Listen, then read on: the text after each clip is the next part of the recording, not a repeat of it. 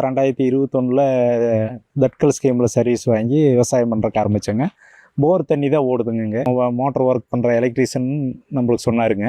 இந்த மாதிரி life sky டெக்னாலஜியில் நம்ம ஸ்டார்டர் போட்டு வால்வெல்லாம் இயங்குற மாதிரி போட்டுக்கலாங்க அப்படின்னாருங்க. விளக்கம் நான் கேட்கும்போது வந்துங்க, இந்த மாதிரி தொட்டி ஓடும்போது மட்டும் வால்வு இயங்குங்க, போர் மோட்டர் ஓடும்போது வால்வு இயங்காது, அது வந்து உங்களுக்கு சேஃப்டியாக தான் இருக்கும் அப்படின்னாங்கன்ட்டு இந்த மாதிரி போட்டேங்க. 4 வால்வு வந்து கொஞ்சம் 2000 அடிக்கு அக்கட்டு இருக்குதுங்க. அதுக்கு வந்து நம்ம சோலாரில் போடணும் அப்படின்னு சொல்லி சொன்னாங்க. சரி அப்படின்னா சோலார்லேயே போட்டு அதை ரன் பண்ணி பார்த்துடலாம் அப்படின்ட்டு போட்டேங்க. ஆனால் சோலார் பரவாயில்லைங்க, நல்ல முறையாக இயங்குதுங்க. இங்கேருந்து அங்கே ஒயர் இல்லாமையே ஒயர்லெஸ்ஸில் இயங்குற மாதிரி போட்டு கொடுத்துருக்காங்க.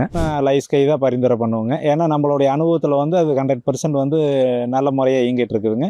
அதனால் வந்து நம்ம வேறு வால்வை கம்பேர் பண்ணி பார்க்கும்போது எனக்கு வந்து 100% ரொம்ப திருப்தியாக இருக்குதுங்க. ஆட்டோமேட்டிக் வால்வில் வந்து லைஃப் ஸ்கை தான் ரொம்ப பெஸ்ட்டாக இருக்குதுங்க.